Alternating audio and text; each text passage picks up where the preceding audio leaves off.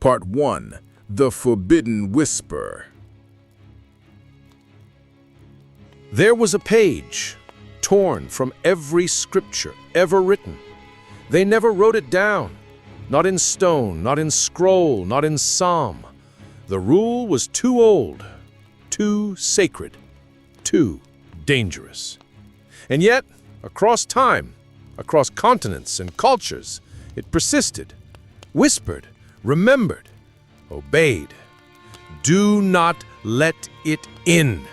Do not speak the words. Do not break the boundary. But what exactly was being kept out? Before the vampire wore velvet and spoke with foreign charm, it wore the face of someone you loved. In the Slavic countryside, they called it the Stroi. Not a stranger, not some monstrous invader, but your brother, your aunt, your child. Dead yesterday, smiling today, standing at your door, not pounding, not clawing, just asking, "Let me in." And that was the horror. It wasn't a beast. It was familiar. It knew the way home. It remembered the softness of your voice, the creak of your doorframe, the warmth of your hearth. And yet, it wasn't what it once was. Not entirely. Its soul had been warped. Its hunger changed. It no longer came for bread or embrace, but for your essence, your life, your trust. In those same villages, they didn't fight it with swords. They didn't scream or curse. Instead, they scattered rice at the door. Tiny grains, dozens, hundreds, because they believed the undead could not resist counting.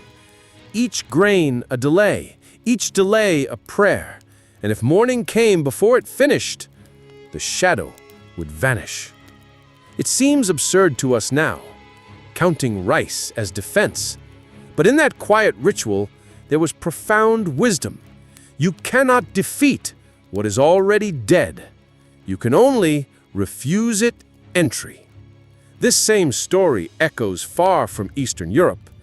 In ancient China, they spoke of the jiangshi, the hopping corpse, stiff, unnatural, unyielding. It fed not on blood, but qi, the vital breath of life. And like the Stroi, it could not cross the threshold uninvited. Taoist priests would hang red ink talismans on doors. They'd bind mirrors in string. They'd scatter beans or salt. And again, the key was not confrontation. It was containment. The barrier wasn't built with bricks. It was built with belief, with intention, with the silent power of no. What is this if not a hidden verse? A sacred truth, never inscribed, but universally known. The dead do not belong among the living. And yet, they return. And when they do, they wait. Not because they respect us, but because some ancient law commands it. Because something deeper than instinct, deeper than myth, deeper than fear, says, they cannot come back unless we allow it. Why does this law exist? Why would such darkness need permission? Perhaps the answer was once recorded. Perhaps it was carved into tablets now lost, chanted in temples now silent. Or perhaps that verse was torn out by empires, by churches, by those who feared its truth. Because the power wasn't in the monster, it was in the voice that welcomed it. And to teach that to the masses, to remind the world that we choose our destruction, that was a verse too dangerous to survive. But pieces remain. In the seeds scattered at thresholds, in the talismans still hung above doors, in the whisper before you answer the knock. Not all monsters break in. Some are invited. And the stories we forgot never forgot us. They wait, just like the vampire. And they ask, do you still remember the rules? Part 2. The Hidden Verse. What if the monster never broke in, but waited for you to say yes? There is a silence older than time, a stillness that hovers just beyond the door. Not a scream, not a snarl, just a breathless pause, a shadow at the edge of your threshold, waiting, not forcing entry, not howling or clawing like beasts of nightmare, but standing, still, with dignity, with patience, and waiting for your voice. What if the most terrifying monster in our mythology, the blood drinker, the soul teeth, the immortal stalker, didn't come with brute force, but with a whisper? And what if it wasn't the vampire's power that doomed you, but your own invitation? This isn't just horror. It's not just superstition. It's a spiritual question, a mirror held up to the soul. Because the vampire, unlike the werewolf, unlike the ghost, asks, waits, and only steps forward when you say, "Come in." And that simple phrase, that moment of welcome, that breath of trust, that's where the haunting begins. Not outside your home, but inside you. Long before castles loomed and fog coiled around cold stone, before Transylvania became the playground of Gothic tales, there was something more primal. Before locks, before keys, before doors, there was the threshold, a line, invisible but sacred, a place where the inside met the unknown, where the hearth stood on one side and the wild, the dead, the unseen waited on the other. In every ancient culture, thresholds were more than entry points. They were boundaries between worlds, between the living and the lost, the safe and the forbidden, the soul and the shadow. The Romans had Genoas, the two-faced god of beginnings and doorways, whose gaze turned both forward and back, guarding the portal of the home and the passage of time. In Japan, paper talismans, called ofuda, are still hung to this day to ward off spirits from crossing in. In Mesopotamia, the earliest humans buried charms beneath the doorway, whispering prayers to keep the unclean out. But yet, there is one creature in all mythology that doesn't violate the line. It honors it. It waits. It abides by the rules. And that's what makes it the most terrifying. Because by respecting the threshold, by refusing to cross it uninvited, the vampire does something no other monster dares. It makes you a participant. You are no longer the victim. You are the gatekeeper, and the vampire is merely the reflection of your choice. It doesn't burst in. It doesn't take. It asks. And in asking, it forces you to become complicit in your own undoing. Why? Why would a predator obey such a rule? Why does the immortal stalker bow before a wooden frame, waiting for your lips to part, your voice to tremble, your yes to spill? What if this wasn't weakness? What if it was a test? The invitation rule isn't superstition. It's a ritual, a rite, a mirror. And the reflection it offers is often more frightening than any fanged smile. Because it asks, when danger knocks, do you say yes? The vampire is never just a monster. It is a symbol, a lesson, a mirror of all the things we allow past our guard. And the threshold? It is more than a doorway. It is your boundary, your intuition, your sacred no. So tonight, before the knock, before the whisper, before the question that waits in the shadows, ask yourself, what lives beyond your threshold? And what are you still willing to let in? Part 3. The Echo of Symbols. What if the beast was never the enemy, but the gatekeeper of truth we feared to face? There is a pattern, hidden in plain sight, a quiet hum beneath the noise of myth and time, a whisper carved not in words, but in symbols. The vampire is not the only creature who waits. Across the ancient world, the threshold, the doorway, the liminal space between in and out was sacred, feared, honored. Not because of what it kept out, but because of what waited behind it. In Rome, there was Janus, the two-faced god. One face turned to the past, one toward the future. He stood at doorways not as a guard, but as a witness. His temple had no doors because his domain was never meant to be locked, only acknowledged. To step through a threshold was to pass judgment, not from the gods, but from yourself.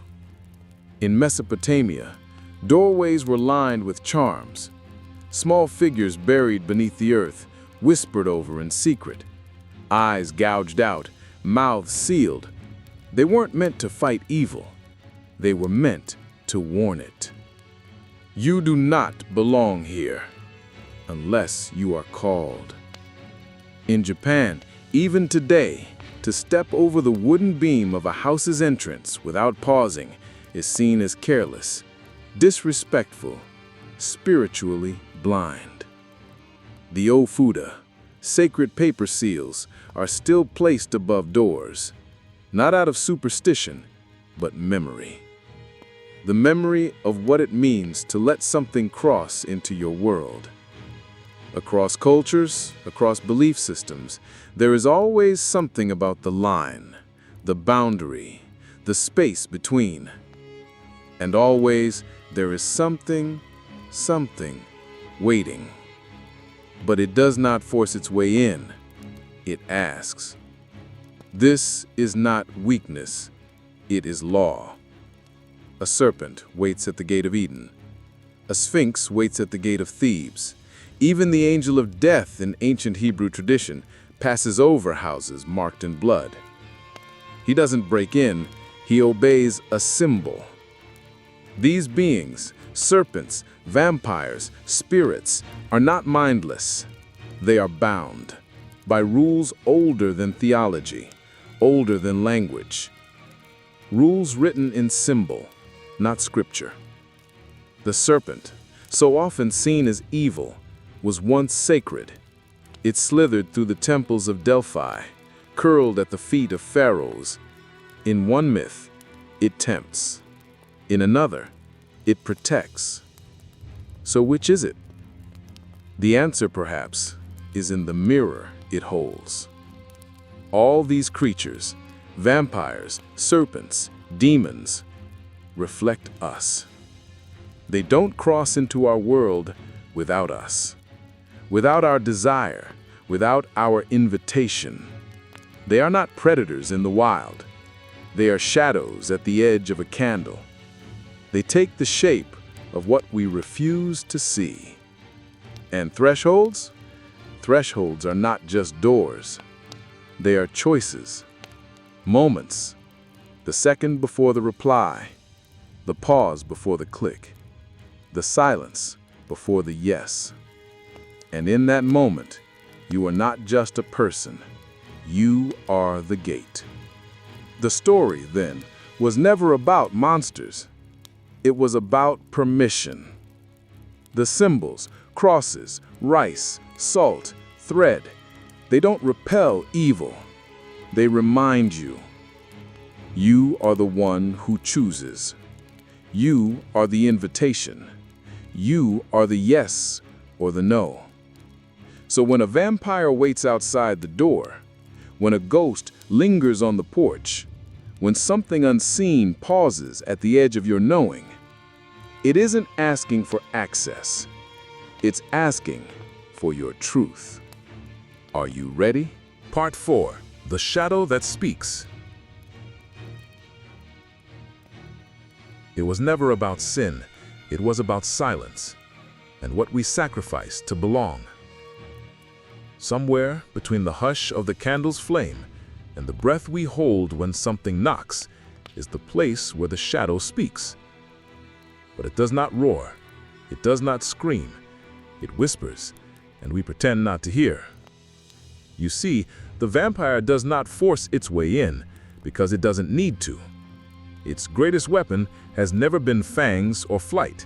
It is your longing. The ache for connection, the need to be seen, the desire to belong, even if it costs you everything. That is the true threshold, not the door made of wood, but the one carved in memory, the one we leave ajar for the ghost we can't let go of. Because deep inside, beneath reason and ritual, beneath law and liturgy, is a wound. A wound shaped like someone we once loved, or someone we never got to be. And the vampire is drawn to that silence. Like blood to cloth, it soaks into the places we hide from others, and worse, the places we hide from ourselves. It does not ask, "Can I come in?" It asks, "Do you miss me?" And suddenly, what was forbidden feels like home. The myth speaks in symbols, but the shadow speaks in emotion. It says, "Remember the time you trusted and were betrayed? Remember when you stayed silent just to keep the peace? Remember who you had to become to be accepted?" And we do, but we don't say it out loud. We bury it. But the buried is never gone, only waiting. That is the vampire's mirror, not a reflection of your face, but of your silence. A record of every time you swallowed a no, every time you welcomed the wrong person, every time you opened the door to be loved, even when it cost your voice. And isn't that the curse? Not immortality, but the quiet, aching memory of what we gave up to survive. The vampire isn't here to kill, it's here to remind. It arrives in the form of a familiar face, a message at midnight, a compliment that feels just a little too sharp. And you hesitate. You know, somewhere deep you know, but you say yes anyway. Because to say no would mean confronting every time you didn't. That is the horror, not the monster, but the mirror, the knowledge that sometimes we are the ones who lower the guardrail, who smile through the warning, who twist discomfort into politeness and danger into invitation. It is not weakness, it is human. And it is why the vampire waits, not with hunger, but with patience. Because the most ancient shadow knows you will open the door when the ache becomes unbearable. And when you do, it will not feast on your body. It will drink something far deeper, your memory of yourself. So if you hear the knock, if you feel the cold breath on the back of your neck, pause. Not in fear, but in reverence. You are not being hunted, you are being asked. Will you remember what you silenced? Will you listen to the part of you that whispers, "Not this time"? Because the vampire, the shadow, the silence, they only win when you forget. And your soul, ancient and untamed, was never meant to forget. Part 5. The Mirror and the Flame. Was Lucifer truly fallen or simply the one who chose love over obedience? What if the flame we fear is the same one that once led us home? And what if the monster we reject, the vampire, the shadow, the whisper at the door, is not a villain, but a mirror? In the oldest stories, light was not good and darkness was not evil. They were twins, born of the same mystery, one to reveal, one to protect. But we, in our hunger for certainty, divided them, called one divine, called the other cursed. And in that split, we also divided ourselves. We created monsters not because they were real, but because they carried parts of us we weren't ready to see. The vampire is not simply a predator, it is a question. One we avoid, one we ritualize into folklore, one we costume in cloaks and coffins and myths of garlic and silver. But beneath the mask, it still waits, not to destroy, but to ask, what did you trade to feel safe? That's why it must be invited, because its power is not in taking, it is in exposing. To see the vampire is to see the part of you that let the wrong person stay, that silenced the right voice, that said yes when your soul screamed no. It does not bite, it reflects. And it reflects in the softest flame, a flicker in the dark, a memory you forgot you buried. Because sometimes we do not fear the monster, we fear the moment we recognize ourselves in it. Lucifer, too, was once light, the morning star, cast down not because he was evil, but because he disobeyed.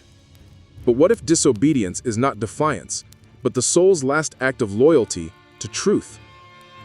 Just like the vampire, Lucifer was recast, from light to shadow, from music to silence, from flame to fear, and maybe, just maybe, we did not fall from grace, we fell from truth.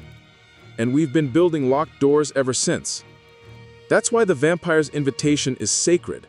It doesn't just cross a threshold, it asks, do you trust your instinct more than your conditioning? Do you choose what is safe or what is real? And in that choice, the flame appears, small, soft, honest. Because truth never arrives screaming, it arrives as a tremble, as something that makes your breath catch, a sentence you don't want to finish, a knowing you can't explain. We are not afraid of vampires, we are afraid of what they symbolize. The return of what we thought we could bury. The part of us that remembers. The hunger, the ache, the defiance. The one who still waits at the edge of our rituals, asking not for entry, but for acknowledgement.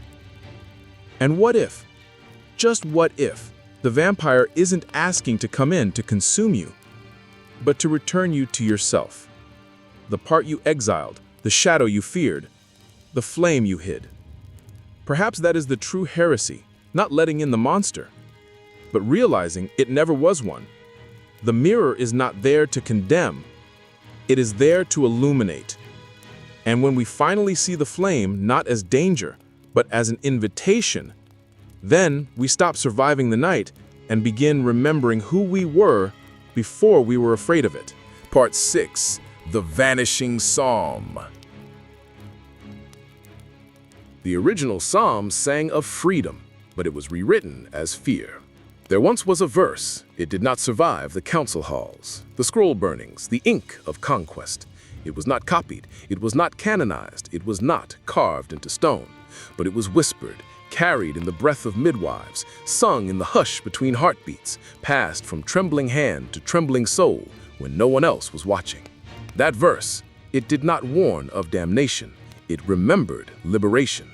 It spoke of the shadow not as threat, but as threshold, of hunger not as sin, but as signal, of the vampire not as predator, but as exile, trying, aching to return to something it once called sacred. But the verse vanished, not because it was untrue, but because it was inconvenient. Because truth that honors both the light and the dark, cannot be controlled. So they silenced it. They took the vampire, the symbol of the soul's own disobedience, its desire, its contradiction, and made it monstrous. They erased the invitation and rewrote it as temptation. They hid the meaning of the threshold and replaced it with terror. The churches closed their doors, but not just to the undead, to mystery, to paradox, to the holy ache that couldn't be neatly explained. They called it heresy to name the dark. They called it blasphemy to listen. And so the psalm faded. But it did not disappear. It curled, beneath the floorboards. It whispered behind the stained glass. It survived in the lullabies of grandmothers who didn't know they were keepers of forbidden gospel. You see, the vampire myth didn't begin as fear. It began as mourning. It was not a tale of seduction. It was a lament that those who die unjustly might not rest, that those cast out too soon might return, that the dead would claw their way back, not to haunt the living, but to be heard, to say, "I still belong. You buried me too soon. You didn't listen." But these meanings were buried. The folkloric grains of rice became superstition, the counting distraction, the coffin horror.